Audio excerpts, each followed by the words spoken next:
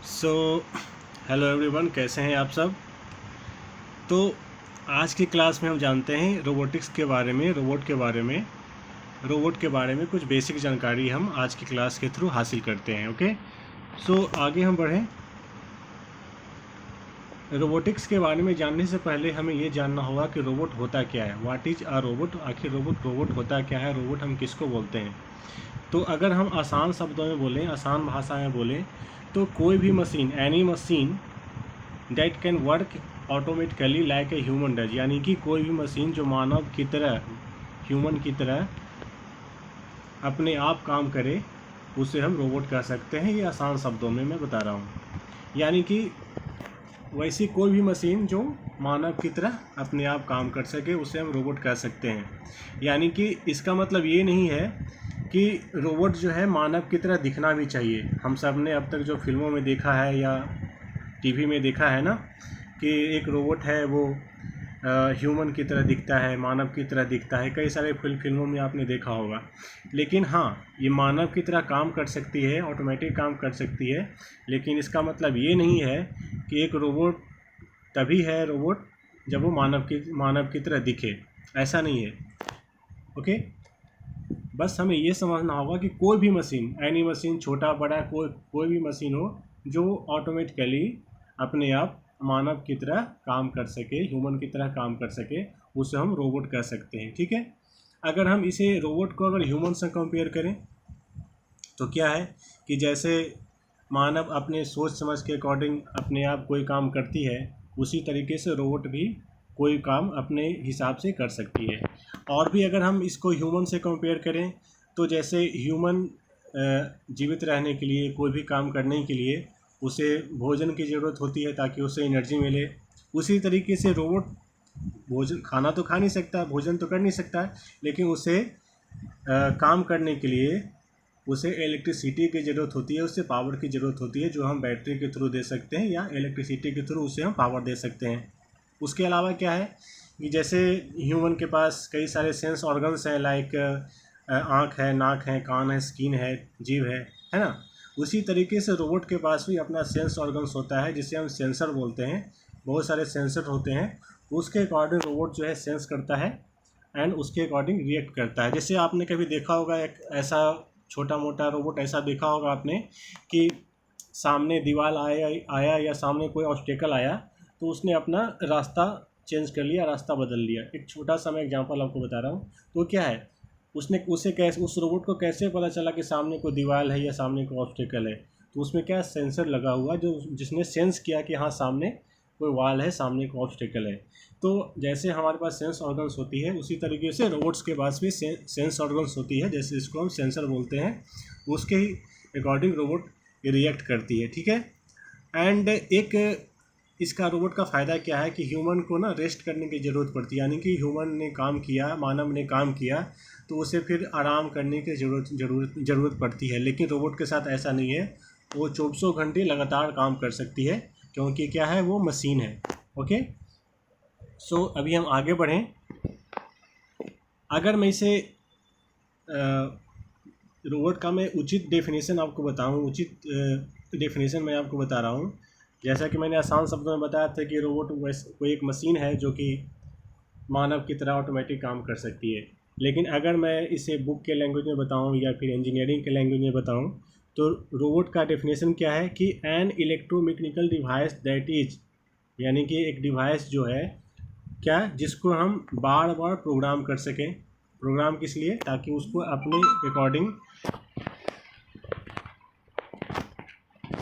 अपने अकॉर्डिंग हम काम में ले सकें, जो मल्टी फंक्शनल हो, यानी कि जो एक से अधिक कई सारे काम कर सकें, एंड जो सेंसिबल फॉर इन्वायरमेंट हो, यानी कि इन्वायरमेंट के अकॉर्डिंग, जैसा कि मैंने इसके सेंसर्स के बारे में बताया था, उसके अकॉर्डिंग रिएक्ट कर सके, उससे हम रोबोट बोल सकते हैं।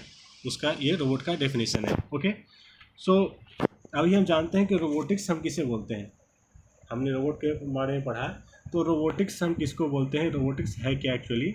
तो रोबोटिक्स क्या है, the study of robot like it's design, construction, operation and applications. यानी कि रोबोटिक्स का डेफिनेशन क्या है कि रोबोट के बारे में अध्ययन, हम जो रोबोट के बारे में अध्ययन करें, जैसे जैसे कि इसका डिज़ाइन क्या हो सकता है, इसको कैसे हम बना सकते हैं, ठीक है, इसको ऑपरेट कैसे कर सकते हैं, इसका यूज कहाँ कहाँ है, इसका यूज कहाँ कहाँ कर सकते हैं, ये सब चीज़ों का जो स्टडी है, ये सब चीज़ों का अध्ययन है, इसे हम रोबोटिक्स बोलते हैं। ओके, आप यहाँ पे देख सकते हैं कुछ रोबोटिक्स मॉड्यूल्स हैं जो आप देख सकते हैं। यहाँ पे फर्स्ट वन है जो आर्मी में यूज होती है, व्हील्ड रोबोट है ना। ये सारी चीज़ जो रोबोट्स है कहीं ना कहीं इसका एप्लीकेशंस है, ठीक है। यहाँ पे आप देख रहे हो कि एक ह्यूमन टाइप का स्ट्रक्चर का रोबोट है, यहाँ पे अलग टाइप का स्ट्रक्चर का रोबोट है, ठीक है। ये ग्लेशियर वगैरह में रोबोट ये काम आती है। तो कई सारे रोबोट्स, कई सारे टाइप्स के रोबोट्स होते हैं, भिन्न भिन्न टाइप के, और अलग अलग जगहों पे अलग अलग तरीके से ये काम करते हैं। जैसा हम प्रोग्राम करते हैं इसमें, उसके अकॉर्डिंग वो काम करते हैं। ओके, आप यहाँ पे कुछ रोबोट्स का इमेज देख पा रहे होगे।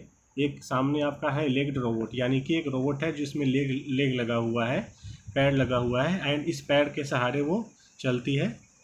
एंड यहाँ पे व्हील्ड रोबोट आप देख पा रहे होगे, यानी कि इसमें व्हील लगा हुआ है, गाड़ी में जैसा व्हील होता है वैसे ही व्हील लगा हुआ है।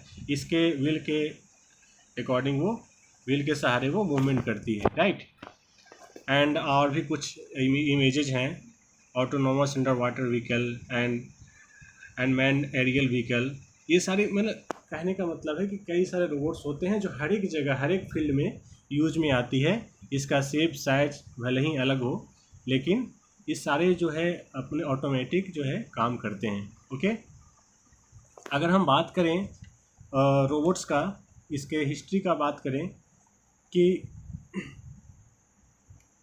तो पहला जो रोबोट बना था ना, पहला जो रोबोट बना था, ऐसे तो बिफोर क्रिस्ट, यानी कि ईसा BC जिसको हम बोलते हैं बिफोर क्रिस्ट, उसी टाइम से रोबोट बनना स्टार्ट हुआ था। लेकिन जो नोन है, यानी कि जो जानकारी में है, वो 1950, यानी कि 1950 की शताब्दी में जॉर्ज C. डेवोल के द्वारा बनाया गया था पहला रोबोट। लेकिन उसमें कुछ खामियां थी। खामियां क्या थी? वो खामियां ये थी कि उस हैवी टास्क, यानी कि भारी भारी काम या लेंदी काम, हैवी टास्क वो काम नहीं कर सकता था, इसलिए उसको इंडस्ट्री में हम यूज़ नहीं कर पाते थे। लेकिन उसमें सुधार आया और 1960 के शताब्दी में एक रोबोट बना जो कि इंडस्ट्रियल यूज़, यानी कि इंडस्ट्री में भी जिसको हम यूज़ कर सकते थे। एंड आज के ज़माने में जो हम रोबोट देख पा रहे हैं ना, वो एडवांस्ड रोबोट है जो कि कई सारे काम एक साथ कर सकते हैं। ओके,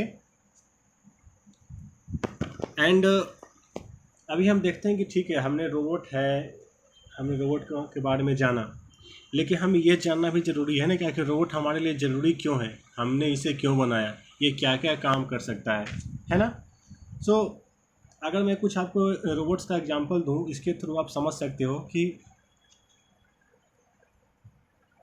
आज जो इंडस्ट्री है, मान लो आपने कोको कोला का बोतल देखा है या और भी कई सारी चीज़ें आपने देखा है, जो इतनी सारी मात्रा में एक ही दिन में कई लाखों लाखों प्रोडक्ट बन जाते हैं, वो क्या आदमी के बस की बात है? नहीं, वहाँ पे मशीन्स हैं, वहाँ पे रोबोट्स हैं, और वो इस तरीके से इतने फास्ट काम करती है ना, इस वजह से इतने सारे प्रोडक्ट, इतने सारे लाखों लाखों प्रोडक्ट एक साथ एक दिन में बन जाती है, ठीक है।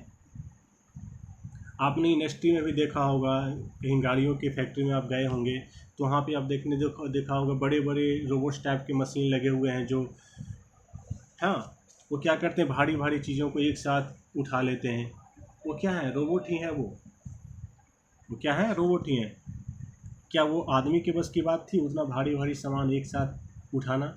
अगर मान लो उठा भी लें तो क्या उनके लाइफ के लिए रिस्क है? अगर मान लो उनके शरीर पे गिर जाए तो क्या उनके लाइफ के लिए रिस्क है? उनकी जान भी जा सकती है ना। तो एक आदमी के बस की ये बात नहीं है कि इतने सारे हैवी टास्क जल्दी में या इतने अच्छे ढंग से कर सकें, इसलिए हमें रोबोट की ज़रूरत पड़ी। ओके, और अगर मैं कुछ रोबोट्स का एग्जांपल आपको दूं तो आपने देखा होगा, जैसा कि मैंने पहले भी एग्जांपल दिया, कि कई सारे रोबोट्स ऐसे होते हैं जो ऑटोमेटिक अपना रास्ता बदल लेते हैं, या उसे टच करो तो कुछ सिग्नल देते हैं। अपने गाड़ी में भी देखा होगा कि कोई गाड़ी चोरी करने आता है, किसी ने टच किया तो अचानक से वो आवाज़ करने लगती है। ये सब क्या है? ये सब रोबोट्स का ही एग्जांपल्स है। ओके, तो आप यहाँ देख पा रहे हो कि रोबोट्स क्या काम कर सकता है। पहला एग्जांपल दिया हुआ कि jobs that are dangerous for humans. जैसा कि मैंने बताया कि कई सारे काम ऐसे होते हैं जो ह्यूमन के लिए बहुत ही डेंजरस होते हैं, वहाँ पे रोबोट्स का यूज किया जाता है। ओके, एंड क्या है, कई सारे काम ऐसे होते हैं जो बोरिंग होते हैं, एक ही काम को आपको बार बार करना है। हाँ, वहाँ पे भी हम रोबोट का यूज कर सकते हैं। जैसे मान लो कि बोतल का ढक्कन लगाना है, किसी बोतल का ढक्कन लगाना है, कैप लगाना है। अगर मान लो किसी आदमी को दिया जाए कि यार कि ठीक है तुम इस पे सारे बोतल में कैप लगा देना, ये थोड़ा बोरिंग काम हो जाएगा किसी ह्यूमन के लिए, तो वहाँ और स्लो भी हो जाएगा, तो वहाँ पे रोबोट्स का हम यूज़ कर सकते हैं, है ना। और क्या है, कई सारे काम ऐसे भी होते हैं जो ह्यूमन नहीं करना चाहता है। जैसे आप सामने इमेज में देख पा रहे होगे, बाथरूम की सफाई वगैरह, तो वहाँ पे भी रोबोट्स का यूज हम कर सकते हैं। यानी कि कहने का मतलब है कि रोबोट्स का यूज हम हर एक काम में ले सकते हैं। मतलब चाहे आपको चाय बनाना हो, या आपसे बात करना हो, आपके लिए टीवी ऑन करना हो, आपके लिए फ़ैन ऑन करना हो, आपकी गाड़ी चलाना हो, हम रोबोट्स का काम यूज किसी भी फील्ड में किसी भी तरीके से उसका हम रोबोट्स का यूज़ ले सकते हैं, काम ले सकते हैं। ठीक है, तो बेसिकली हमने अब तक रोबोट्स के बारे में पढ़ा, रोबोट्स का बारे में थोड़ी बहुत जानकारी हासिल करी। आप सामने देख पा रहे होंगे कि रोबोट्स क्या, एक आपके यहाँ जो माइक्रोवेव ओवन है वो भी क्या एक रोबोट का एग्जांपल है। आपकी गाड़ी में कई सारे चीज़ें हैं, जैसे कि मैंने हॉर्न का एग्जांपल बताया, वो भी क्या है, वो भी एक रोबोट का एग्जांपल है। ठीक है, आपकी जो कंप्यूटर है, आपकी टीवी है, जो कई सारी चीज़ें ऑटोमेटिक काम करती है, लाइक उसकी ब्राइटनेस, या आपके मोबाइल का एग्जांपल ही ले सकते हैं। आपकी कैमरा जो है, कुछ चीज़ें उसमें ऑटोमेटिक काम करती है, वो क्या है कि रोबोट का ही एग्जांपल ही है।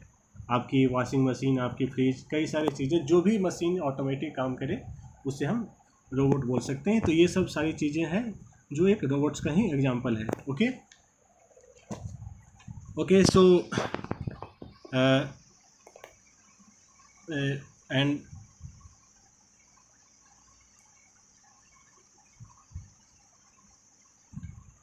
नेक्स्ट क्लास में हम जानेंगे कि इसका रोबोट का कंस्ट्रक्शन, यानी कि रोबोट का बनावट कैसा होता है, उसमें हमें क्या क्या चीज़ों की ज़रूरत पड़ती है। Okay, so thank you.